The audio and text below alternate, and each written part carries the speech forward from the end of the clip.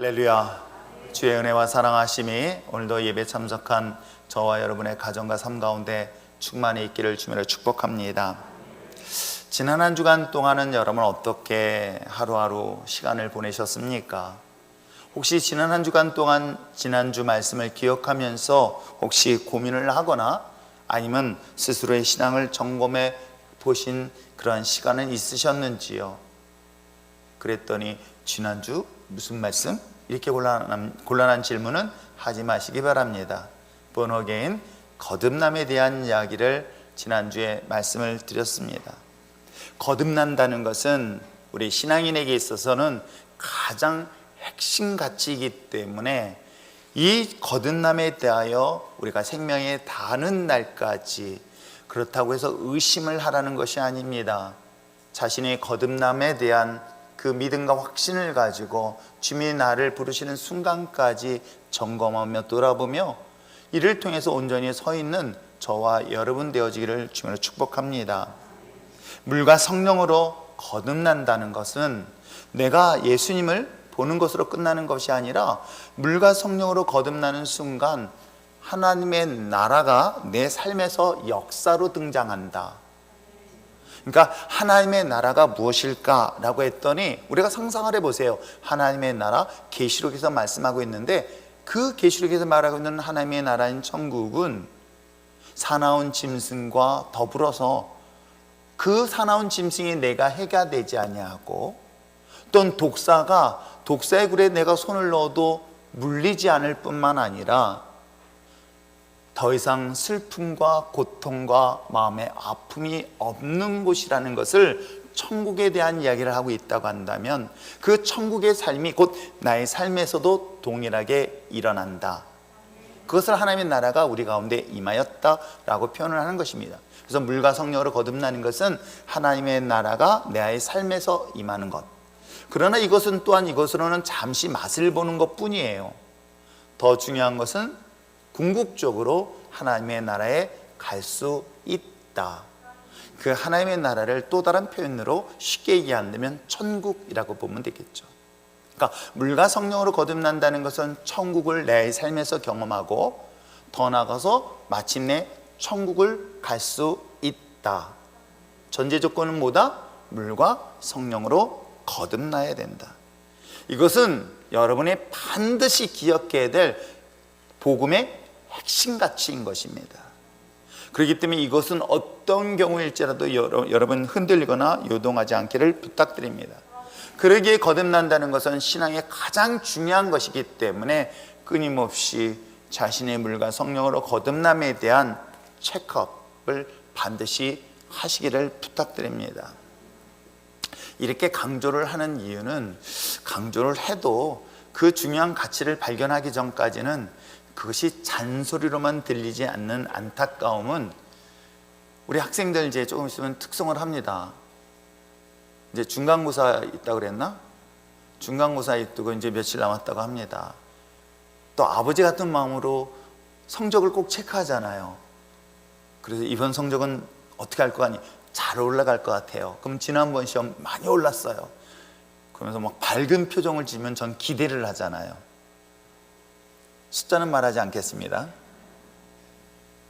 그 아이의 이야기는 그야말로 열심히 공부하고 있습니다. 그러면 당연히 저 역시도 반복해서 열심히 공부해 라고 이야기를 합니다. 그 말을 듣고 참 잘 자란 우리 율전의 모든 성도들 공부 열심히 해서 지금 이 자리에 선 줄 믿습니다. 그때 말 잘 들을 걸. 오늘도 물과 성령이라는 가장 거듭남이라는 복음의 핵심 가치가 너무 중요하다는 이 잔소리처럼 들리는 이야기를 잔소리로 듣지 마시고 이것에 대한 궁극적인 가치를 찾고자 발견하고자 여러분이 주님 앞에 나올 수 있는 저와 여러분 됐으면 좋겠습니다. 자, 그렇다면 지난 시간에 의해서 오늘 말씀은 거듭나기 위해서라면 그 주목의 대상이 되는 것이죠. 바로 예수 그리스도에 대한 이야기를 하고 있고 그리고 그리스도를 통해서 따라다녔던 사람들에 대한 변화된 삶의 이야기를 성경은 우리에게 이야기를 하고 있습니다. 거듭남에 의한 주목의 대상인 예수 그리스도 그리고 그에 따른 그리스도인들에 대한 역할들이 어떠해야 될 것인가. 자, 우리의 본문의 내용을 한번 살펴보려고 합니다. 요한복음 3장 어떤 일이 일어났습니까? 당시에 예수님 2000년 전 팔레스타인 유대 땅에는 영적인 지도자와 같은 훌륭한 한 인물이 있으니 그것이 바로 세례 요한입니다. 그래서 오늘 성경에 등장하는 인물은 세례 요한, 그리고 예수님이 등장하지요. 근데 예수님과 세례 요한 사이에서 이슈가 되는 것이 하나 있었습니다. 무엇이었을까요? 침례에 대한 거예요. 이 침례라는 문제를 가지고 당시에 제사장이지만 특별했던 세례 요한, 그리고 슈퍼스타처럼 젊은 갑자기 등장한 예수의 이야기, 이 두 사람의 이야기의 중심적 얘기는 세례에 대한 이야기인데, 과연 세례를 통해서 이 본문의 이야기가 어떤 이야기인가를 찾아보려고 합니다. 2000년 전 당시에 우리가 이야기하고 있는 세례 또는 침례라는 것은 예배를 드리기 위해서 행해야 될 가장 중요한 예식 중에 하나입니다. 우리나라에 오랫동안 불교의 전통 제사의 문화에 익숙한 사람들에게는 이 문화를 좀 더 이해할 수 있을 것입니다. 그래서 특별히 명절날 전 하면은 대부분이 평소에 안 가던 데를 갑니다. 지금은 집에서 합니다. 그러나 옛날에는 특별한 명절, 즉 구정이라든가 특별한 제사를 앞두고 반드시 가야 될 때가 하나 있었습니다. 그게 어디죠? 목욕탕. 목욕제기를 했던 기억이 저도 어렴풋이 기억이 나요. 그래서 1년에 한 번, 두 번 정도는 목욕을 가는 그런 날로 기억되어지는데, 바로 그와 같이 당시 2000년 전에 팔레스타인 유대 땅에서의 세례 예식, 침례 예식은 정결 예식으로서 반드시 하나님께 예배를 드리기 위하여, 제사를 드리기에 앞서서 자신이 물속에 들어가서 물로 자신의 몸을 거룩하고 깨끗게 하는 그런 예식이었던 것이 오늘 성경 속에 소개하고 있는 내용이기도 합니다. 그렇기 때문에 이 세례 예식, 침례 예식은 반드시 자신이 따르고 있는 스승, 지도자 밑에서 세례를 받는 것은 일반화되어 있었습니다. 자, 그런 가운데 특별히 오늘 성경 속에 소개하고 있는 세례 요한, 그는 누구일까요? 그는 집안 출신이 제사장 집안의 출신입니다. 당시 2000년 전에 그 직업은 대부분이 부모의 계승에 이어서 이어집니다. 아버지가 대제사장이었으면, 아버지가 제사장 출신이었으면 그 자녀들도 제사장의 직분을 감당합니다. 그러면 예수의 아버지는 뭐였습니까? 목수였습니다. 그러면 굳이 예수님의 직업이 뭔지 충분히 알 수 있는 내용이겠죠. 그렇듯 세례 요한은 제사장의 출신으로서 특별히 많은 사람들이 그를 주목했던 이유가 있었어요. 왜냐하면 제사장 하면은 우리가 생각하듯이 그는 어디에서 사역을 하고 어디서 머물렀으며 무슨 일을 했을까를 굳이 말하지 않아도 너무나 잘 알고 있는 직업군이기도 합니다. 마치 경찰은 경찰서에서 근무하듯이, 또는 판검사는 법원에서 근무하듯이, 목사는 교회에서 사역을 하듯이, 이와 같이 그 직업에 맞게끔 그 사람의 위치가 분명했는데, 세례 요한은 놀랍게도 그는 성전의 삶을 살지 않았습니다. 그는 들판에 나갔습니다. 사람도 그리 다니지 않냐는 허허 들판에서 메뚜기를, 그리고 소위 말하는 석청, 꿀을 가지고 먹고 살았던 특이한 인물이기도 합니다. 그런 특이한 인물로 인해서 사람들의 소문이 났고, 그의 영성 때문에, 가르침 때문에 사실은 당시에 많은 사람들이 세례 요한을 따르며 제자가 되었던 것 또한 사실이기도 합니다. 그런 세례 요한, 그에게 따라서 당연히 따랐던 사람들은 누구의 세례를 받았을까요? 당연히 세례 요한의 세례를 받았던 것 또한 사실이기도 합니다. 자, 그런데 오늘 성경 본문에 기록된 본 출발은 22절에 그 후에 예수께서 제자들과 유대 땅으로 가서 거기서 함께 유하시며 무엇을? 세례를 베푸셨다라고 출발하고 있는 거예요. 예수님과 예수님의 제자들이 유대 땅에 머물러서 세례를 베푸셨다라고 한다면, 이때 당시에 이 지역을 어디와 가깝냐면 바로 세례 요한이 세례를 베풀었던 곳과 그리 멀지 않은 곳으로서 바로 여리고 근처, 여러분이 잘 아는 요단강가라고 추측하고 있는 내용이기도 합니다. 요단강가 근처에서 예수님과 예수님의 제자들이 그를 따르고 있는 사람들에게 세례를 베풀고 침례를 베풀고 있었을 때에 그리 멀지 않은 거리에서 바라보고 있었던 사람이 누가 있었냐? 세례 요한과 세례 요한을 따르던 무리들이었어요. 그래서 오늘 성경 속에 그들은 어떻습니까? 23절에 요한도 살렘 가까운 에논이라는 곳에서 침례를 행하였던 것으로 보여주고 있습니다. 여기서 살렘이라는 것은 샬롬, 무슨 뜻이죠? 평화. 에논이라는 것은 무엇입니까? 뜻이 샘이에요. 그래서 이 요단강가 근처의 작은 샘이라고 이해하셔도 크게 틀리지 않는 해석일 것입니다. 물론 이건 추정이에요. 장소가 그리 중요한 건 아닐 거지만 한 가지 분명한 것은 근거리에서 예수님과 예수님의 제자들이 세례를 행하였고 세례 요한도 세례 요한을 따르는 제자들과 함께 그를 따르는 사람들에게 침례를 행하였던 당시에 제자들이, 즉 세례 요한의 제자들이 예수님의 제자들이 행하는 그 행위를 보고 문제 제기를 하는 것이 본문의 시작인 거예요. 두 가지 문제 제기를 합니다. 즉 세례 요한이 앞서서 많은 사람들을 따르며 많은 사람이 세례를 베풀었을 때 갑자기 누가 무명의 한 청년이 등장했습니다. 그리고 그 따르는 제자들이 침례를 행했습니다. 이에 대하여 세례 요한이 질문한 것이 아니라 이 사실을 목격했던 세례 요한을 따르던 제자들이 자신의 스승에게 두 가지 질문을 던지는 거예요. 첫 번째 질문은 뭐냐면 세례를 베푸는 것에 대하여, 즉 침례를 행하는 것에 대하여 질문하는 거예요. 그 얘기는 뭐냐면 저 침례를 베푸는 저 사람의 자격이 과연 되겠습니까? 라고 질문을 하고 있는 거고요. 또 하나가 있습니다. 어떤 질문을 하냐면 중요한 것은 침례만 하는 것으로 끝나지 않습니다. 자신과 함께 세례 요한을 따랐던 수많은 사람들이 누구를 따르냐면은 순간 예수님을 따라가는 거예요. 이 두 가지에 대한 문제를 가지고 오늘 성경은 이슈화돼서 제자들이 세례 요한에게 질문을 하고 이 질문을 통해서 예수님이 누구신가? 라는 것들을 답변하고 있으며 더 중요한 것은 이것을 통해서 그리스도인들이 그리스도인으로서의 어떤 삶을 살아야 하는가라는 것에 대한, 즉 거듭난 믿음의 자녀들이 어떤 삶을 살아야 하는가라는 것들에 대한 답을 성경을 통해서 이야기를 하고 있는 것입니다. 자, 그렇다면 첫 번째 질문, 세례를 베푸는 자들에 대하여 그 따르던 자들이 과연 그는 무슨 자격이 있기에 이와 같이 세례를 베풉니까? 라는 의도의 질문을 합니다. 자, 그랬었을 때 그것이 26절이에요. 그들이 요한에게 가서 라비어, 선생님과 함께 요단강 저편에 있던 이곳, 선생님이 증언하시던 이가 세례를 베풀며 사람들이 다 그에게 갔다. 세례를 베풀었던 것과 사람들이 그에게 갔다라는 두 가지 이슈의 질문을 던지고 있죠. 그때 세례 요한이 27절에 이렇게 대답을 합니다. 한번 읽어볼까요? 27절 읽겠습니다. 시작. 요한이 대답하여 이르되 만일 하늘에서 주신 바 아니면 사람이 아무것도 받을 수 없느니라. 여러분 이 문장을 잘 깊이 묵상하고 이해하시길 바랍니다.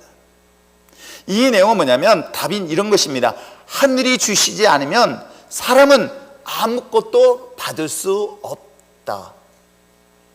하나님이 주셔야만이 받을 수 있다. 지금 뭘 얘기하는 거 아십니까? 지금 예수님에 따르던 세례 요한을 따르던 제자들은 저 사람은 뭔데 세례를 행합니까? 라고 질문하는 거예요. 그때 세례 요한은 뭐라고 대답하냐면 하늘로부터 주셔야만이 받을 수 있다. 그 얘기는 뭐냐면 세례 요한은 지금 그 사람을 지목한 것이 아니라 뭘 얘기한 줄 아십니까? 침례를 얘기하고 있는 거예요. 세례는 하늘로부터 내려와야 그것이 하나님으로부터 받을 수 있는 것이다. 세례는 사람에 의해서 받는 것이 아니라 하나님으로부터 그 직분을 받는 것이다 라는 의미를 지금 설명을 하고 있는 것입니다. 정결 예식은 베푸는 자가 아니라 그 정결 예식 자체가 누구로부터 출발하는 것이다? 하나님으로부터 출발한다 라는 사실을 누가? 세례 요한이 자신을 따르는 질문하는 제자들에게 설명을 하고 있는 것이죠. 이것은 왜 우리에게 중요한 건지 아십니까? 오늘날 우리들의 직분도 마찬가지고 세례도 마찬가지고 모든 게 다 마찬가지인 거예요. 이게 누구한테 받았느냐, 어떤 교회에서 받았느냐가 중요한 것이 아니라 내가 받은 직분, 내가 받은 세례, 내가 받은 이 모든 것들이 누구로부터 받은 것이다? 하나님으로 받았다는 이 중요한 사실들을 먼저 이야기하고 있는 거예요. 침례라는 것은 누구에게 행하였느냐가 중요한 것이 아니라 침례는 즉 하나님으로부터 내려왔을 때 그것을 받을 수 있다라고 오늘 세례 요한은 질문하는 제자들에게 답변을 하고 있는 것입니다. 그러므로 세례에 대한 진정한 침례, 그러니까 침례에 대한 진정한 의미는 바로 하늘의 하나님으로부터 내게 허락된 예식이다. 이해하시겠어요? 우리가 매년 8월 15일, 올해도 8월 15일 날 공교롭게 주일날이에요. 과연 저도 기도하고 있습니다. 야, 새벽에 동해 안에서 침례를 행하고 새벽같이 다시 교회 와서 주일 예배를 드려야 될 것인가? 아주 심각하게 저도 고민하고 있어요. 이거 뭐 2시간 정도밖에 안, 2-3시간밖에 안 되는 거리긴 하지만 아침에 얼마나 분주하고 힘들까 고민을 하고 있는 순간에 침례를 행합니다. 침례를 행하는 그 순간에 이 침례는 누구로부터? 하나님으로부터 허락된 예식이다. 그것이 침례를 받는 자의 자세를 기억하시길 부탁드립니다. 자, 세례를 베푸는 자에 대한 자격을 논할 때 세례는 하나님으로부터 허락된 예식이다 라고 답변했다면, 두 번째, 왜 사람들이 예수님 앞에 몰려갑니까? 라는 질문을 합니다. 그동안 이 질문했던 무명의 그 제자, 이름을 알 수 없는 제자들 뿐만 아니라 많은 사람들이 지금까지 누구를 믿고 누구를 따랐는지 아십니까? 세례 요한을 따르고 세례 요한의 침례를 받았던 사람들이기도 합니다. 분명 세례 요한은 그가 외쳤던 것은 하나 있다고 한다면 오실 메시아를 끊임없이 소개하고 있는 거예요. 그가 가르치고 또 가르쳤던 것 중에 하나는 회개하라, 주님이 곧 오실 것이다 라고 하면서 그가 소개하고 그가 전하고 싶었던 메시지가 있었으니 그게 바로 메시지인 예수 그리스도를 소개했습니다. 오실 그 메시아를 그의 손을 향하여 가르쳤지만 제자들은 가르치는 예수를 본 것이 아니라 누구를 봤습니까? 세례 요한을 주목했던 거예요.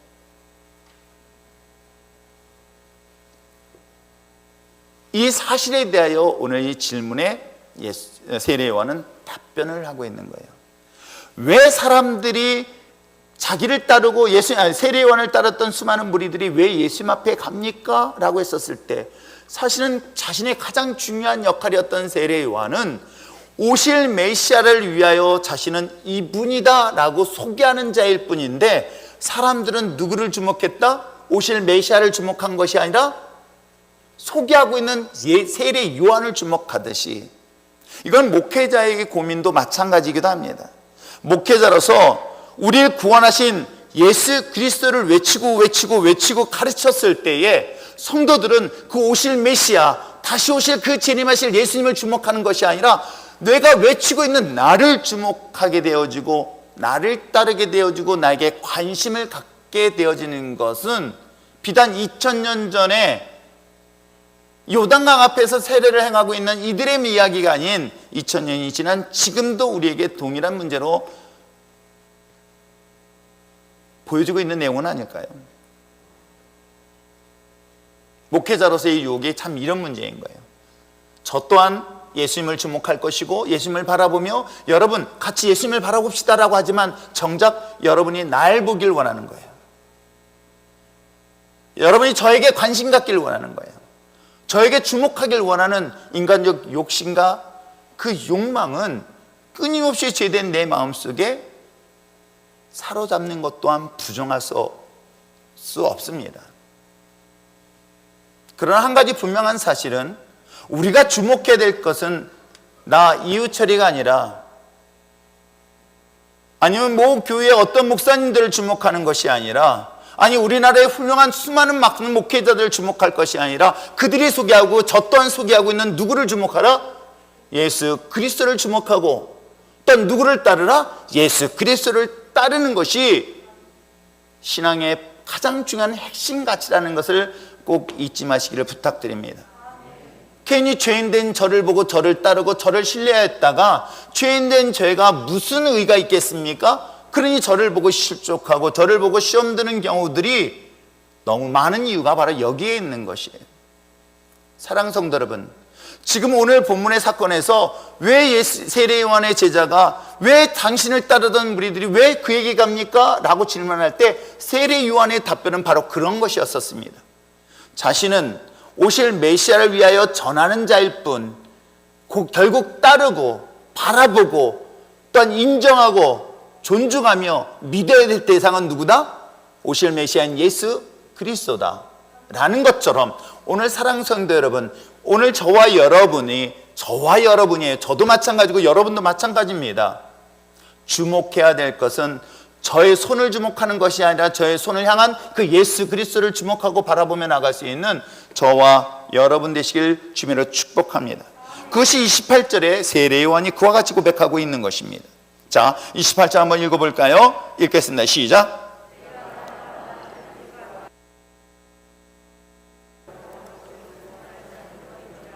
그렇습니다. 단순히 자기는 증인에 불과하듯 저 역시도 마찬가지고 우리도 마찬가지일 것입니다. 그러나 복음을 전하는 자를 따르는 것이 아니라 복음 대신 예수 그리스도를 바라보고 따르고 그 복음 대신 예수 그리스도를 믿고 신뢰하는 것이 오늘날 우리들이 신앙생활을 해야 되는 가장 중요한 자세라는 것 또한 잊지 마시기를 부탁드립니다. 자, 그렇다면 세례 요한이 전하는 예수 그리스도, 그가 소개하고 싶은 예수 그리스도가 어떤 분일까요?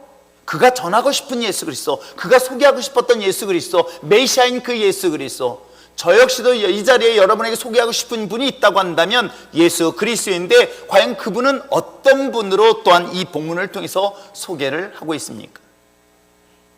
말씀드린 것처럼 복음서 마태, 마가, 누가, 요한 이 네 개의 복음서는 누구에 대한 이야기냐면 바로 예수 그리스도가 이런 분입니다 라고 소개하고 있는 내용이에요. 여러분이 성경을 읽지 아니하면서 예수님을 안다는 건 거짓말이에요. 성경을 보지 않으면서 어떻게 예수님을 알 수 있습니까? 제가 인간적으로 참 좋아하는 인물, 우리나라 영웅, 예. 그러면 이순신을 알려면 어떻게 해야 됩니까? 아, 목사님이 좋아하는 사람을 알려면 이순신을 봐야, 아, 목사님이 이런 스타일이구나. 나의 죽음을 알리지 말라. 저는 알릴 수도 있습니다. 최소한 예수님을 주목하고 예수님을 바라보려면 최소한 예수님에 대한 이야기를 들어야 되고 보아야 되는 것이 바로 복음서의 내용인 거예요. 최소한 내가 66권은 못 읽더라도 제발 마태, 마가, 누가, 요한, 그랬더니 또 리더들 그것만 읽으면 되겠습니까? 그거 곤란한 거고요. 우리 어르신들 평소에 책과 좀 멀지만 그럼에도 불구하고 내가 주목하고 저 이유철이라는 사람이 그렇게 외치고 있는 그 예수 그리스도, 그래서 내가 정말 내 소망이 천국에 대한 소망이 있고 확신을 가는 유일한 방법이 있다고 하면 예수 그리스도를 알기 위해서라도 여러분 사복음서를 통해서 예수님을 소개하고 있는 그 예수님을 듣고 볼 수 있는 여러분 됐으면 참 좋겠습니다. 그렇다면 오늘 본문을 통해서 예수님은 어떤 분으로 소개하고 있을까요? 세례 요한이 이렇게 얘기하고 있습니다. 그는 하늘에서 오신 분이라고 얘기하고 있어요. 예수님이 하늘에 왔다는 것은 2000년이 지난 우리들은 그런가 보다 라고 생각할 수 있어요. 근데 제가 오늘 여러분에게 아주 놀라운 소식을 하나 전해주려고 합니다. 사공장로님이 하늘에서 오셨대요. 그러면 여러분 저 2단 아니에요. 속초에서 왔어요. 출신을 알잖아요. 대구에서 태어났습니다. 아, 저분 대구에서 왔는데 왜 하늘에서 태어났어? 이걸 믿고 이해한다는 게 쉬울까요? 제가 이 본문을 한번 살펴보려고 합니다. 인간은 육체를 통해서 이 세상에 태어납니다. 예수님 또한 차이가 없습니다. 여전히 사람들에 있어 예수라는 인물은 누구일까? 말씀드린 것처럼 그의 아버지 이름은 요셉이에요. 그리고 그의 엄마 이름은 마리아예요. 결혼하기도 전에 임신을 했네? 그걸 누가 믿어요? 믿는군요. 그렇지 않습니까? 결혼하기 전에도 마리아가 아기를 가졌다는 거예요.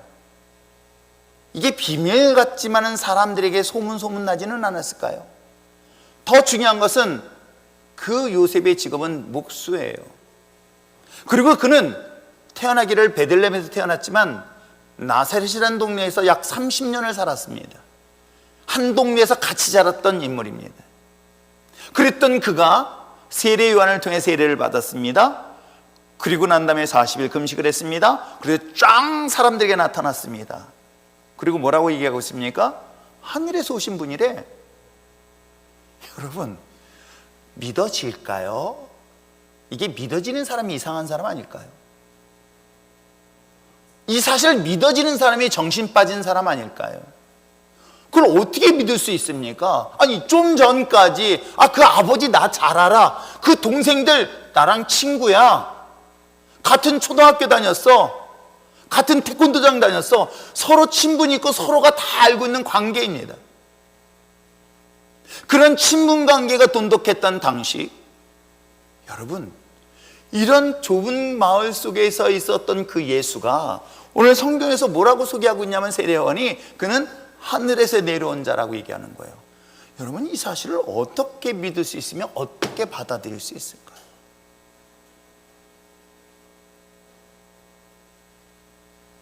제가 이걸 얘기해도 나하고는 관계없는데, 근데 여러분, 이게 심각하게 그들에게 이게 믿음의 대상이 되는 순간부터 고민이 되는 거예요. 이걸 어떻게 이해하고 어떻게 그걸 믿을 수 있을까? 그 방법은 딱 하나라고 얘기하는 거예요. 뭐예요? 거듭나야 그게 믿어진다는 거예요. 그러니 이 거듭나지 않는다면 믿어지지 않는다. 이게 참 고민과 숙제의 문제인 거예요. 크리스천인 거예요. 그가 누구일까? 그래서 요한복음 3장에서 니고데모가 등장을 한 것입니다. 니고데모가 등장하기를 3장 2절에 이야기하고 있습니다. 읽어볼까요? 시작. 그가 밤에 예수께 와서 이르되 라삐여, 우리가 당신은 하나님으로부터 오신 선생인 줄 아나이다. 하나님이 함께 하시지 아니하시면 당신은 행하는 이 표적은, 여러분, 물론 우리나라 같은 인구에서 지역이 넓은 데서야 서로가 다 모를 수도 있지만, 당시의 어떤 문화나 구조 속에서는 그 사람의 신분을 아는 것은 쉽게 알 수도 있는 당시의 상황에서 예수가, 니고데모가 지금 얘기를 하는 거예요. 당신은 네 집 아들이 아니라 하나님으로부터 온 자라고 얘기해요. 그리고 하나님과 함께하는 자라고 얘기하고 있어요. 뭐 때문이에요?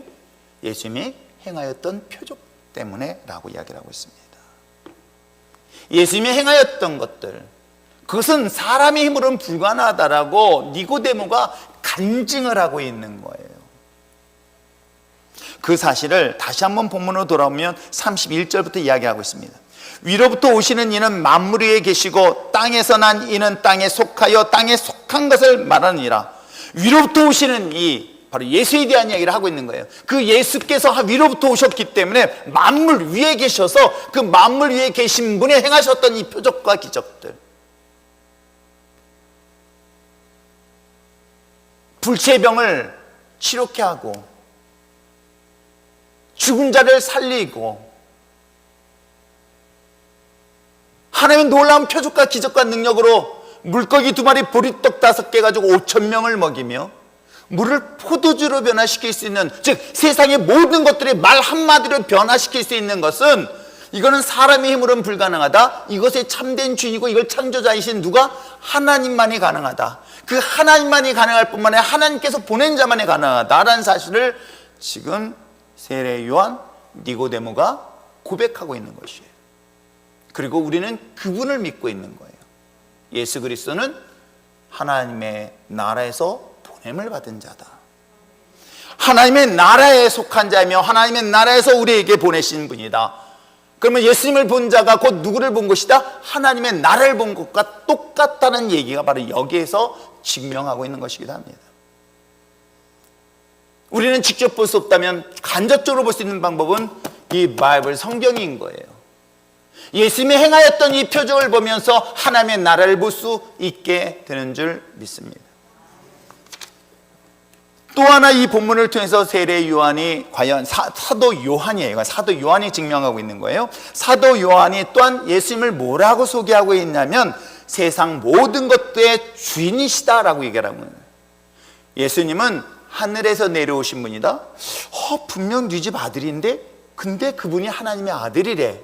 사람의 몸으로 태어났지만 그는 성령으로 태어났어. 정말 의학적으로 불가능해. 그러나 하나님의 영은 과학 뛰어나신 분이셔. 이런 사실들을 눈으로 보고 믿고 하나님의 나라를 고백할 수 있는 것은 물과 성령으로 거듭나지 않으면 이것을 볼 수도 없지만 고백할 수도 없다. 뿐만 아니라 그분은 누구시다? 그렇기 때문에 그분은 모든 것의 주인이시다. 여러분, 이 주인은 너무나 중요한 거예요. 여러분 한번 생각해 보세요. 나의 삶은 나의 것. 여러분 그렇게 살지 않았나요? 내 주머니에 있는 돈은 내 돈. 그러다가 내 안에 있는 주머니에 있는 돈도 바뀌었네요. 내 주머니에 있는 돈도 우리 안에 돈. 뭐 이렇게. 인생은 내 거라고 생각하고 내 삶은 내 거라고 생각하고 이 모든 것들이 소유하고 있는 것들이 내 거라고 생각했던 나의 삶에 주인이 바뀌는 거예요. 와, 나는 내 인생이 내 것이 내 것인 줄 알았더니 내 인생의 모든 것의 주인이 누구시다? 여호와 하나님이시구나. 여러분, 이것은 삶의 놀라운 변화만이 가능한 고백인 거예요. 철저하게 자기 인생을 자기 주도하에서 살았던 사람에게 있어서 순간 이것이 내 것이 아니라 이것이 하나님의 것이다라는 것을 발견한다는 것은 이거는 정말 물과 성령으로 변화되고 거듭나고 번어긴 되지 아니한다면 이거는 고백할 수 없는 것이에요. 그래서 물질도 내 것이 아님을 인정하기 때문에 주님이 필요한 자리에 내어놓을 수 있는 것이에요. 내 생명도 내 것이 아니라 주님이 것이기 때문에 주님이 필요하다면 내 생명도 내어놓을 수 있게 되는 것입니다. 내 시간도 내 재능도 마찬가지인 거예요. 그전에는 내 것이었어. 내가 땀 흘렸어. 내가 노력했어. 이 내가 수고한 것에 대한 이 모든 것은 내 것이야 라고 생각했던 나의 인생의 주인이 하나님으로 바뀌고 예수님으로 바뀌는 순간 이거는 주님이 원하신 대로 기꺼이 내어놓게 되어 있습니다. 자녀를 키워보면서 가끔 자녀들이 돈을 번 거를 엄마 모르게 용돈을 주면 참 좋을 텐데. 그런데 그런 생각이 들어요. 내가 널 위해서 얼마를 투자했는데 그 중에서 가끔 어버이날 용돈 주면 얼마나 좋을까? 이것을 보고 있는 우리 아들이 회개를 했으면 참 좋겠어요.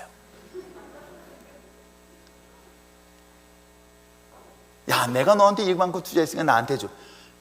근데 그 아들은 뭐예요? 이건 내 거라고 생각하잖아요. 저도 그랬어요. 저도 그렇게 삶을 살았어요. 내가 얼마나 고생했는데. 남들 놀 때 난 열심히 공부했고 남들 놀 때 난 열심히 일했고 그래서 남들보다 더 열심히 일해서 더 좋은 결과를 가져다 줘서 이건 내가 수고한 거야. 내 거라고 생각했던 거예요. 근데 예수님이 나의 삶의 진정한 주인이라는 사실을 이건 소개를 들었는데 이게 믿어져요? 저 안 믿었어요. 저도 안 믿었습니다. 못 믿었어요. 믿을 수가 없었어요. 그랬던 저가 born again, 이 거듭남은 나의 소유의 모든 것의 주인이 하나님이시구나. 나의 삶의 모든 것의 주인이 예수 그리스도구나 라는 것들을 born again, 거듭남을 통해서 알게 되어진 것이죠.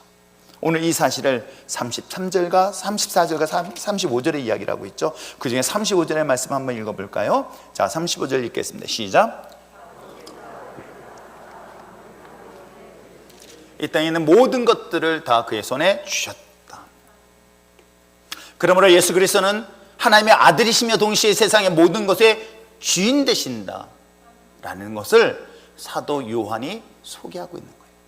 자, 사도 요한이 소개하고 있는 건 두 가지예요. 첫째는 뭐였습니까? 그분은 하나님의 나라에서 오신 분이고 그 하나님의 나라 오신 그분은 바로 하나님의 아들로서 이 땅의 모든 것들의 주인이시다. 나의 삶의 주인이시다. 그래서 여러분 이걸 깨달을 때 주님 앞에 나의 것을 내어놓을 수 있게 되는 것이에요. 자, 세례 요한을 통해서 자신의 역할, 또 사도 요한을 통해서 예수님에 대한 소개를 들었다면, 여기서 세례 요한이 예수님 앞에서 어떤 모습을 해가고 있는가는 결국 우리들의 신앙생활 속에서 너무나 중요한 삶의 모습이기도 합니다. 세례 요한의 모습을 통해서 그가 예수님의 존전 앞에 서 있습니다. 하늘에서 내려오신 그분이시며 동시에 이 땅의 모든 것들의 주인 되신 주님 앞에서 그는 어떤 자세를 가지고 있는가라는 것을 이 본문을 통해서 두 가지를 찾아볼 수 있습니다. 첫째는 뭐냐면 겸손인 거예요. 누구 앞에? 자신의 모든 것 앞에 겸손할 수 있는 그 모습이 오늘 그의 모습 속에 발견되집니다. 물론 이 겸손과 열등의식은 분명히 구분해야 됩니다. 겸손은 또 지나치면 교만과도 연결되어지는 것 여러분 아십니까? 이건 제가 신앙적인 부분에 성경 공부할 때 가르쳐 줄 수 있어요. 겸손을 가장한 교만이 의외로 되게 많아요. 겸손한 것 같은데 겸손을 가장해서 얼마나 인간이 교만한지를 아주 극명하게 보이는 것들이 되게 많습니다. 근데 그거는 나중에 기회가 되어 좀 말씀드리겠지만, 아무튼 우리가 겸손한 것은 우리 인생의 가장 중요한 핵심 가치이기도 합니다. 그런데 문제는 뭐냐면 겸손은 또 다른 한편으로는 낮은 자존감으로 비춰지는 것은 아니에요. 열등의식이라고 그러잖아요. 그건 열등의식과는 분명히 다른 부분인 거예요. 자, 본문의 시작은 어떻게 시작됐을까? 무엇 때문에 시작됐을까를 정말 깊이 있게 고민해 보니 질투 때문에 시작된 거예요, 사실은. 가끔 저도 이 교회, 이 지역에 약 40여 교회 소식을 듣고 교회들 볼 때마다, 야, 어느 교회가 갑자기 성장했대더라. 그러면 갑자기 배가, 나는 괜찮은데 장로님들이 배 아플 것 같아요. 인간적으로 그럴 수 있잖아요. 우리 가게를 오픈했는데 갑자기 새로운 가게가 열렸어요. 그랬더니 그 가게에 손님들이 막 가니까 어떤 마음이 생겨요? 질투가 없는 분들인가? 속마음으로 괜찮아 그러면서 속으로 막 칼 갈고 있겠죠. 여러분, 이 본문의 시작은 바로 그런 것 가운데서 시작되어집니다. 세례 요한을 따르던 수많은 제자들, 순간 그 따르던 사람들이 누구를 따라요? 예수님을 따라요. 예수님을 따르게 되어졌을 때 이를 목격하고 질문이 시작된 것이죠. 사람들은 누군가의 관심과 사랑을 받고 있다가 그 관심과 사랑이 누군가에게 떠나면 자연스럽게 내 마음속에는 질투가 나오는 것, 이게 자연스러울 건가요? 죄의 결과예요. 아세요? 죄의 특징이에요. 이게 죄가 되고 있습니다. 왜요? 우리가 잘 알고 있는 창세기 2장에서 하나님께서는 인간에게 세 가지 복을 주셨습니다. 안식과 안식과 노동과 가정이라는 복을 주셨어요. 인간에게 이 안식이라는 것은 샬롬이에요. 샬롬. 마음의 평화예요. 진정한 기쁨이에요. 그걸 하나님께서 우리에게 선물로 주셨어요. 또한 하나님께서 노동의 축복을 주셨어요. 여러분, 노동할 때 요즘 이렇게 씨앗을 뿌립니다. 제가 화분에다가 상추를 심었는데 이거 저 밭에 있는 상추는 막 잘 서 있는데 왜 이렇게 힘이 없는지, 그래서 매일 물을 주라 해서 매일 물 주는데 이게 왜 힘이 없는지, 그래서 자꾸 손으로 세워봐요. 그래서 작대기를 세울까? 한번 뜯어 먹어야 되는데 이건 벌써 딴 데는 뜯었는데 이건 뜯어 먹지 못하고 있어요. 근데 그 상추들이요, 야채들이 버럭버럭 막 쑥쑥쑥 자라면요 어떤 마음이 들어요? 기쁘더라고요. 참고로 농사는 싫어합니다. 풀 뽑는 것 때문에.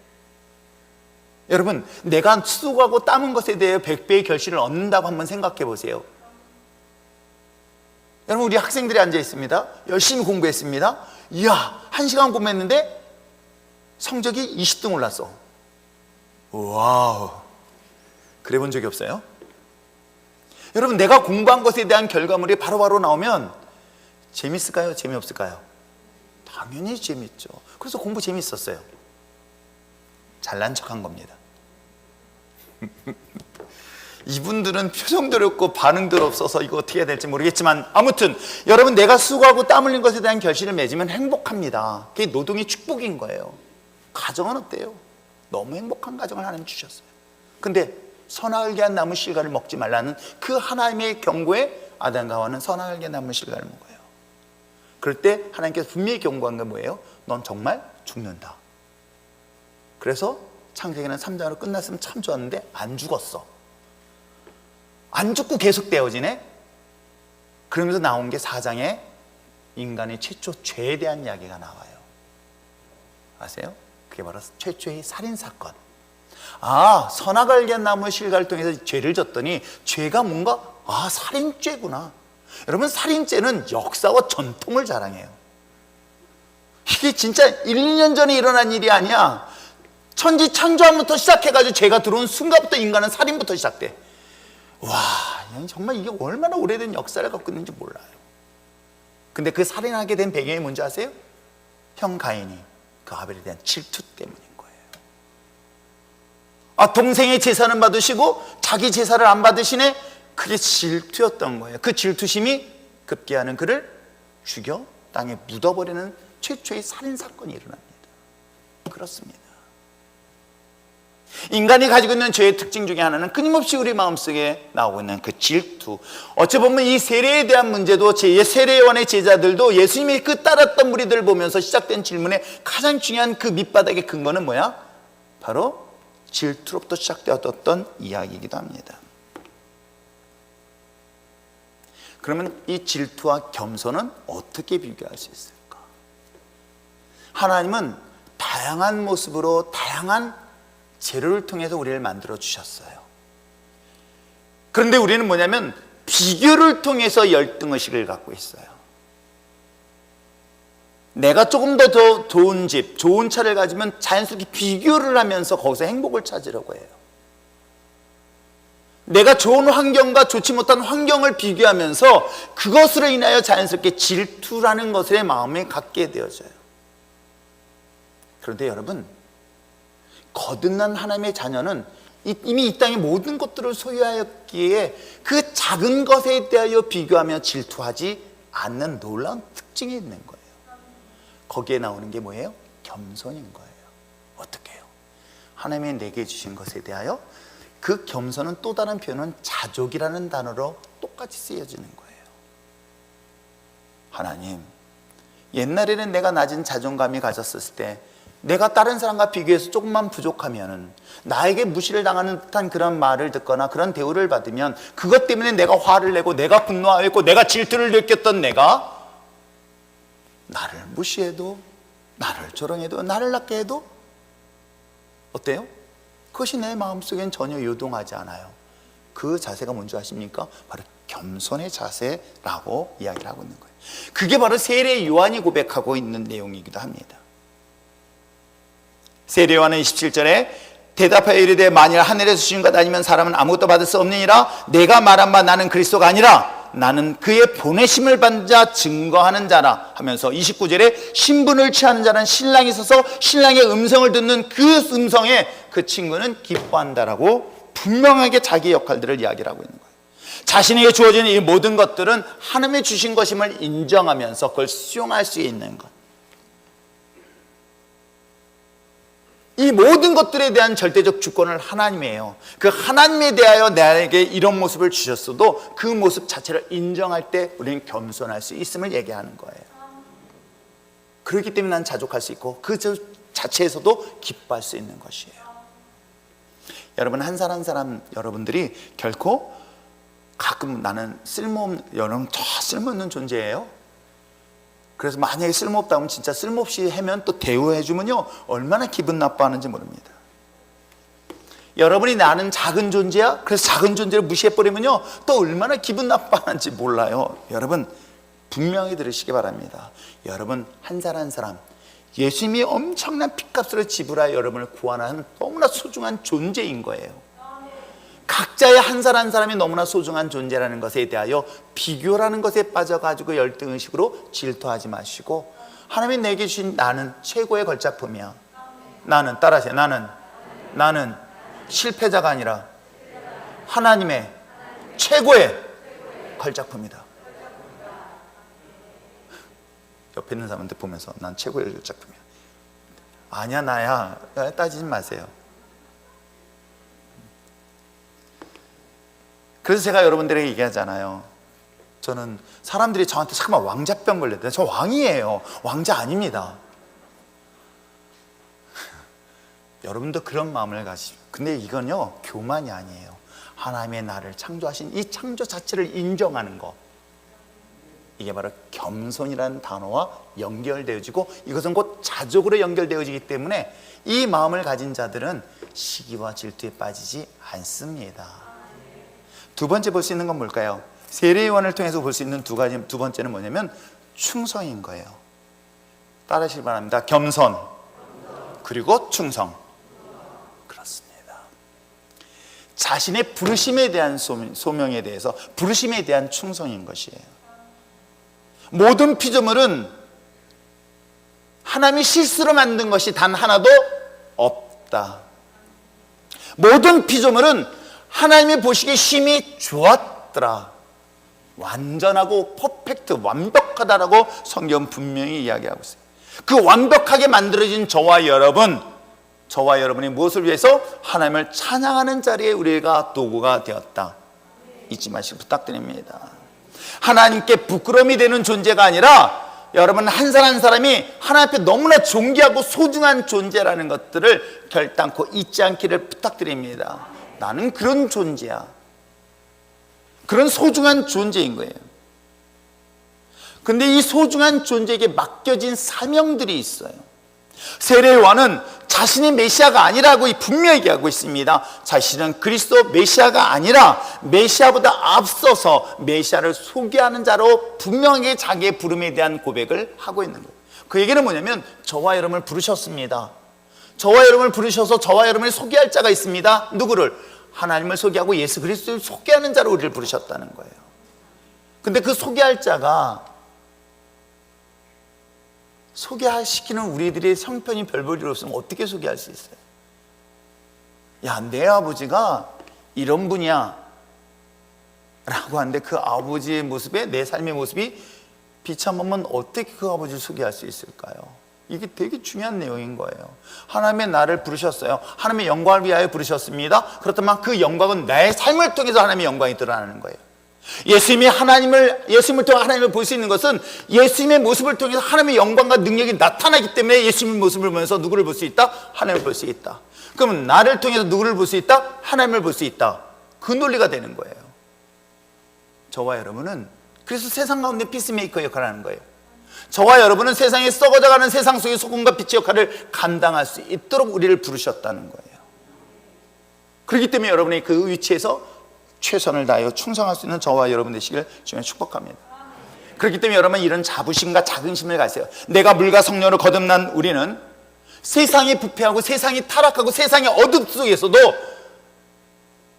하나님의 영광이 나의 삶을 통하여 빛을 드러낼 것이다.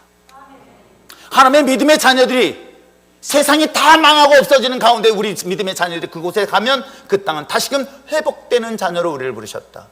이게 소명인 거예요. 저와 여러분을 하나님이 쓸모없이 선택하지 않았어요. 여러분의 가치가 얼마나 소중한 것인지 하나님이신 예수 그리스도 유일한 독생자를 바로 나를 위하여, 여러분을 위하여 생명을 내어놓으실 정도로 소중한 존재인 거예요. 그 사실 앞에 이제는 세상 가운데 그런 소명에 합당한 거룩한 믿음의 자녀로서 당당하게 하나님의 영광을 나타날 수 있는 충성된 일꾼을 쓰임받는 저와 여러분 됐으면 참 좋겠습니다.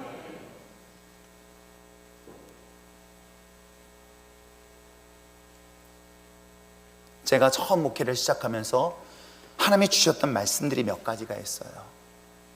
나는 이런 목회자가 돼야 되겠다 라고 말씀 가운데 저에게 주셨던 말씀 중에 하나가 바로 이 메시지예요. 나 이웃처럼 쇠하여지고 오직 예수 그리스도의 이름만이 승하여야 되겠다. 내 이름은 없어져도 상관은 없습니다.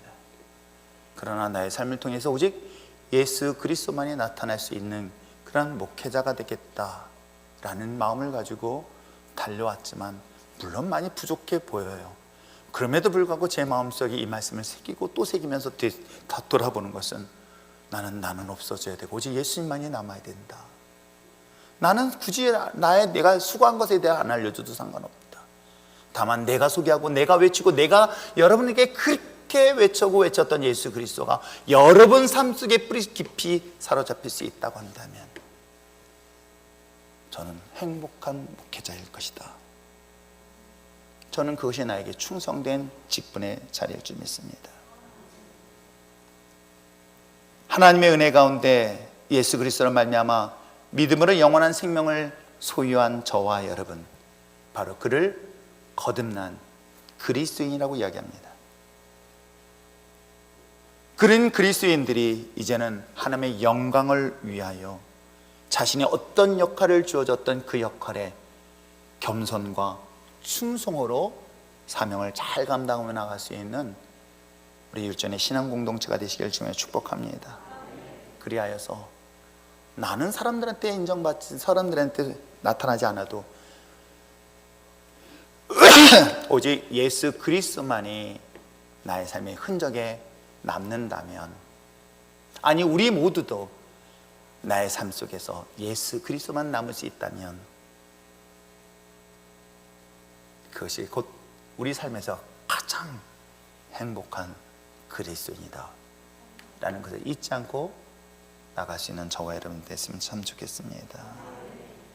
30절 말씀을 다시 한번 읽어보시길 바랍니다. 읽겠습니다. 시작. 아멘. 나의 이름 석자는 크게 중요하지 않습니다. 그러나 내가 자랑하고 소개하고 외치고 싶은 예수 그리스도, 그것이 우리들의 마음속에 새기고 또 새겨서 내가 주목하고 바라볼 예수 그리스도가 진정한 나의 삶의 참된 주인이시며 나의 구원자심을 마음으로 믿고 입술로 신하여 고백하며 그 신앙을 고백한 저와 여러분, 천국의 소망뿐만 아니라 여러분이 있는 그곳을 거룩한 나라로 바꾸는데 아름다운 믿음의 자녀 되어지기를 주님 축복합니다. 기도합시다.